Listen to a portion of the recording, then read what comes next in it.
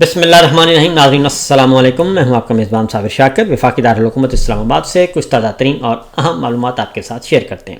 پاکستان کے حالات و واقعات اور سیاسی صورتحال پر ایک تفصیلی نظر. آج ہے 30 مئی اور دن ہے جمعۃ المبارک کا. کچھ خبریں اہم ترین. ایک خبر عمران خان صاحب سے متعلق اور دوسری خبر ہوگی جنرل عاصم منیر صاحب سے متعلق. پھر کچھ اور خبریں اور تجزیے آپ کے سامنے رکھتے ہیں کیونکہ اس وقت مذاکرات کا کھیل کھیلا جا رہا ہے اور دوبارہ سے ایک ہوا کھڑا کیا گیا ہے. اور ساتھ ہی ساتھ سرکاری دانشور سرکاری سچ اور سرکاری جھوٹ کے ساتھ مارکیٹ میں دوڑے ہوئے ہیں، پھر رہے ہیں اور اپنا سودا بیچنے کی کوشش کر رہے ہیں. عمران خان صاحب نے ان حالات میں جو گفتگو کی ہے آج اڈیالہ جیل میں، وہ ذرا سننے کے قابل ہے. انہوں نے کہا کہ مجھے 2 سال پہلے کہا گیا کہ 3 سال کے لیے پیچھے ہٹ جاؤں اور موجودہ نظام کو چلنے دوں، لیکن میں کسی یزید کے کہنے پر 3 سال تو کیا 3 منٹ بھی خاموش نہیں رہ سکتا اور اپنی بات سچ اور صحیح بات کرتا رہوں گا. اپنے اصولوں پہ کسی قسم کا کوئی کمپرومائز نہیں کروں گا. انہوں نے کہا کہ مجھ پر 26ویں ترمیم کو قبول کرنے کا بھی زور ڈالا جا رہا ہے، لیکن میری جدوجہد ہی قانون کی حکمرانی ہے اور 26ویں آئینی ترمیم عین اس کے منافی ہے. یہ میں نے جو پچھلا لائیو سیشن کیا جس میں بہت ساری باتیں میں نے کی تھیں، اس کی تصدیق عمران خان صاحب نے اپنی زبانی کر دی ہے، کیونکہ یہ کہا جا رہا ہے بادشاہ سلامت کی طرف سے کہ 26ویں غیر آئینی ترمیم کو قبول کر لیا جائے اور اگر اس کو قبول کرتے ہیں تو پھر ہم 27ویں ترمیم لے کے آئیں گے، اس میں پاکستان تحریک انصاف بھی اپنا حصہ ڈالے اور اس طریقے سے ماضی میں جو آئین شکنی ہوئی، قانون شکنی ہوئی، جمہوریت شکنی ہوئی، عدلیہ کو پامال کیا گیا، میڈیا کو دبایا گیا اور جو ایک فسطائیت کا بازار گرم ہوا،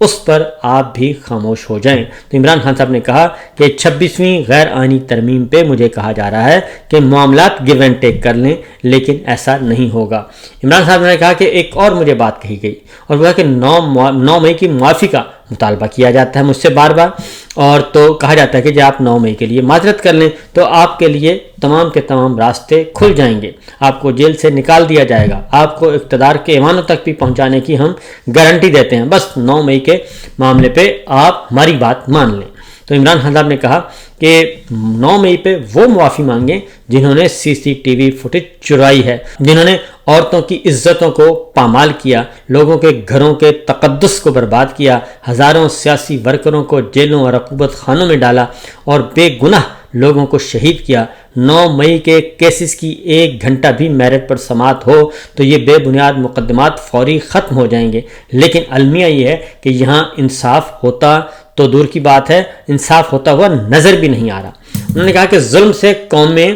کبھی ختم نہیں ہوتی بلکہ نئے سرے سے بنتی ہیں. نبی اکرم صلی اللہ علیہ وسلم نے 13 سال مشکل ترین وقت کاٹا، لیکن آپ صلی اللہ علیہ وسلم ڈٹے رہے اور بالآخر سرخرو ہوئے، اور لہذا ہم سب کو آپ صلی اللہ علیہ وسلم کے نقش قدم پر چلتے ہوئے بحیثیت قوم ڈٹ کر آخری دم تک مقابلہ کرنا ہوگا. یہ ہے عمران خان صاحب کا عزم. انہوں نے کہا کہ جب انصاف کا ہر دروازہ بند کر دیا جائے تو پھر یہ امن احتجاج کے سوا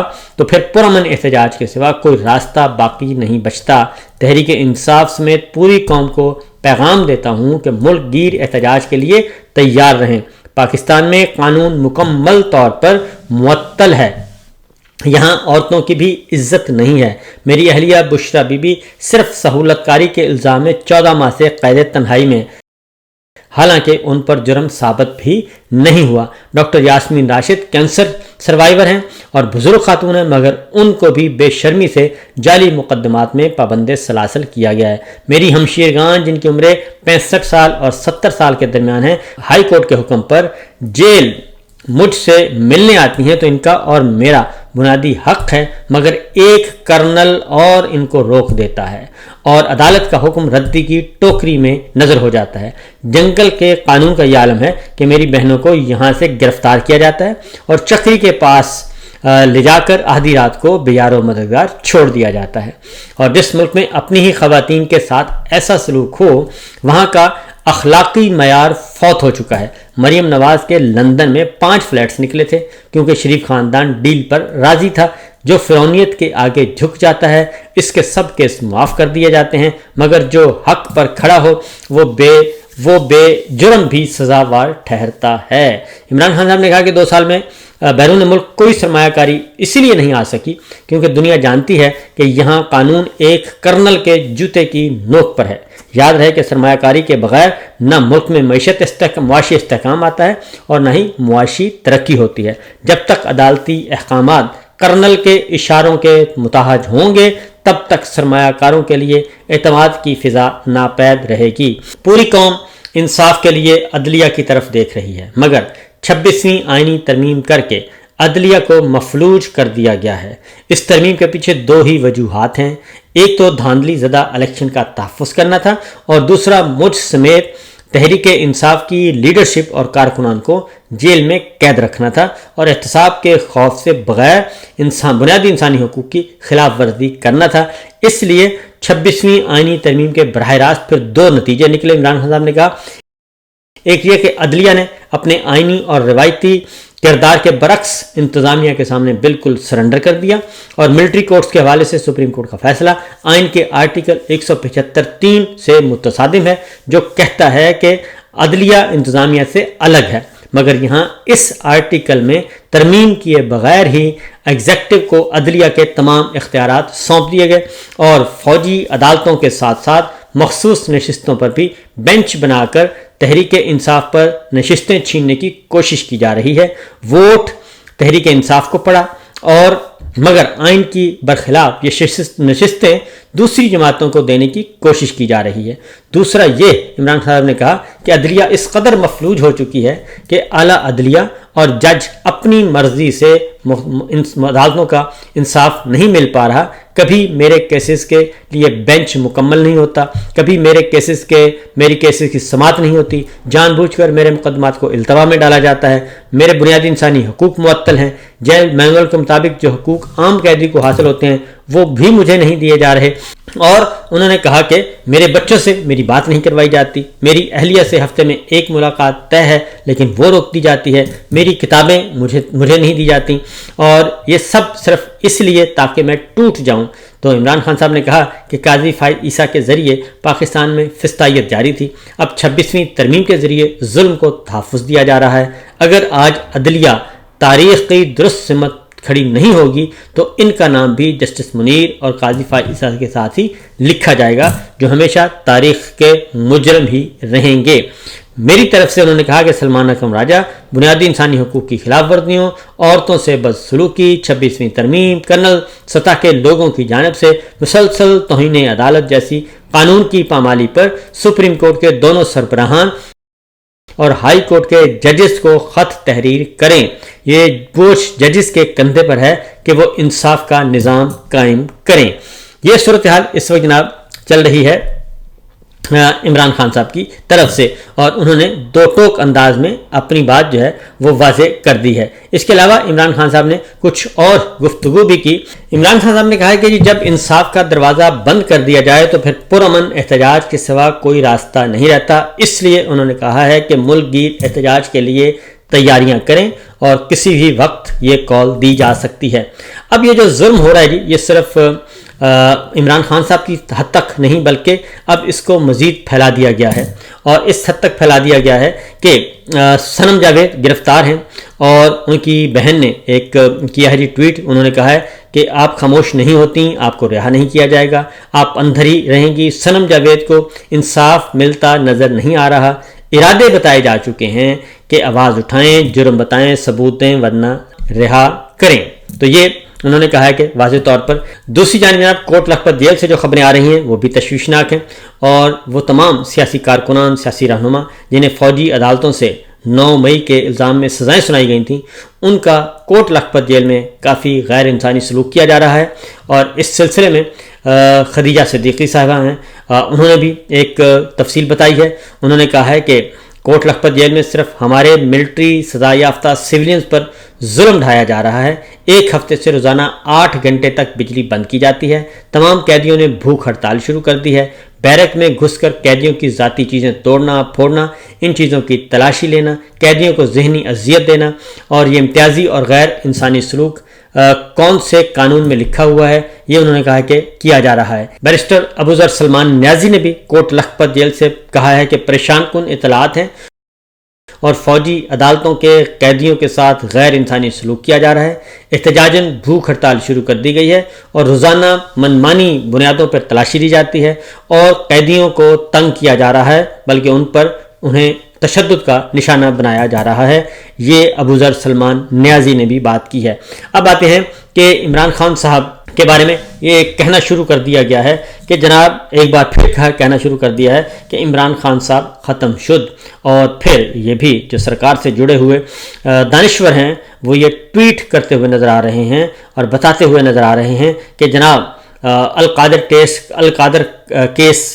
کی سماعت ہو یا نہ ہو، اور عید سے پہلے ہو یا عید کے بعد ہو، تو بتا رہے ہیں کہ عمران خان صاحب رہا نہیں ہوں گے۔ تو فیصلے عدلیہ نہیں کر رہی، وہی بات ہے کہ فیصلے فرد واحد کی طرف سے ہو رہے ہیں، اور یہی جو بات ہے یہی عمران خان صاحب کی وکٹری ہے کہ جو وہ کہہ رہے تھے وہی کچھ ہو رہا ہے، اور اس میں کسی قسم کا کسی کو کوئی شک نہیں ہونا چاہیے۔ اب باتیں جناب army chief general Asim Munir صاحب کی طرف۔ انہوں نے مختلف جامعات کے وائس چانسلر، پرنسپلز اور اساتذہ کرام سے بات چیت کی ہے، اور DGISPR کی طرف سے جو خبر بریک کی گئی ہے وہ خبر ہے جناب ٹاپ بریکنگ خبر کے طور پہ آئی ہے، اور یہ خبر میں کہا گیا ہے کہ انہوں نے کہا ہے کہ جی اساتذہ کرام پاکستان کا سب سے بڑا سرمایہ ہیں، میں آج جو کچھ بھی ہوں اپنے والدین اور اساتذہ کرام کی وجہ سے ہوں، اور پاکستان کی اگلی نسلوں کی کردار سازی اساتذہ کرام کی ذمہ داری ہے۔ انہوں نے اساتذہ کو کہا کہ پاکستان کی کہانی اپنی اگلی نسلوں کو بتانی ہے۔ تو فیلڈ مارشل جناب سید عاصم منیر صاحب کے لیے صرف یہ باتیں ہیں جی کہ یہ ٹھیک ہے، اچھی بات ہے، آپ بہت اعلیٰ ترین منصب پر فائز ہو چکے ہیں، لیکن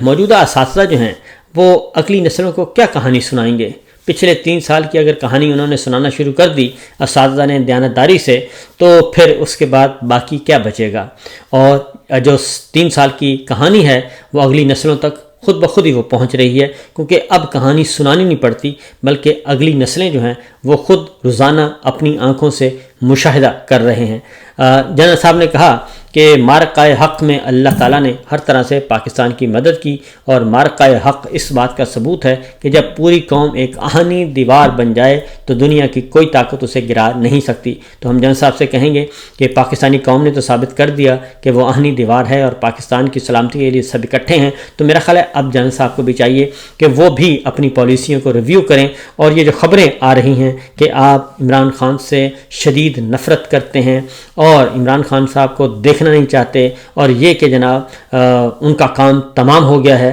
یہ جو خبریں آپ کی طرف سے آتی ہیں، آپ کی پراکسیز جو دیتی ہیں، میرا خیال ہے ان خبروں پہ بھی آپ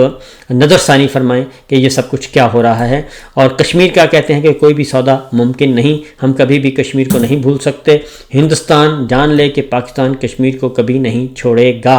اور پانی پاکستان کی ریڈ لائن ہے جو 24 کروڑ پاکستانیوں کے اس بنیادی حق پر آنچ آنے نہیں دیں گے۔ تو بالکل درست ہے جناب، بنیادی حق پر آنچ نہیں آنے دیا جانا چاہیے، لیکن فی الوقت تو انڈیا نے پانی بند کیا ہوا ہے اور ہم نے پانی کھلوائے بغیر جنگ بندی کر دی، تو اس کو ضرور دیکھنا چاہیے۔ پاکستان ہندوستان کی اجارہ قبول نہیں کرے گا، بالکل یہ پاکستان کا ریاست پاکستان کا فیصلہ ہے، اس پہ کوئی بھی آئے کوئی جائے اس سے کوئی فرق نہیں پڑتا، یہ ریاست پاکستان کا فیصلہ ہے اور جس پہ عمل کیا جا رہا ہے، خواہ وہ 2019 ہو یا پھر 2025۔ اس کے بعد ایک نعرہ لگوایا گیا اور وہ نعرہ تھا یہ جو محفوظ دھرتی ہے اس کے پیچھے وردی ہے۔ شرکا کا سوال جواب سیشن میں یہ تاثر تھا، لیکن جناب مریم صاحبہ تو اس کے بارے میں کچھ اور کہتی ہیں۔ وہ مریم صاحبہ جن کے بارے میں اس وقت محکموں کو، تمام میڈیا کو، تمام کو حکم ہے کہ مریم صاحبہ کے بالکل ایک اشارہ بھی وہ کریں تو ان کے ہر حکم کی تعمیل ہونی چاہیے اور انہیں کسی کو ناراض کرنے کی جرت نہیں ہے۔ لہذا وہی مریم صاحبہ جو ہیں وہ GT روڈ پہ تھیں یا ان کے والد صاحب لندن میں بیٹھے تھے یا کہیں بھی بیٹھے ہوتے تھے، تو وہ جو کچھ کہتے تھے وردی اور دہشت گردی کو وہ جوڑتے ہوتے تھے، وہ میرا خیال ہے کہ آج تک کسی سیاسی جماعت نے نعرہ نہیں لگایا۔ شدت پسندوں نے ضرور لگایا، اگر کسی سیاسی جماعت نے لگایا یا کسی سیاسی رہنما نے لگایا اور لگوایا تو وہ صرف نواز شریف صاحب اور مریم صاحبہ ہیں۔ عمران خان یا اپوزیشن کی اس وقت موجودہ جماعتیں اس میں شامل نہیں ہیں۔ اجازت دیجیے، اللہ حافظ۔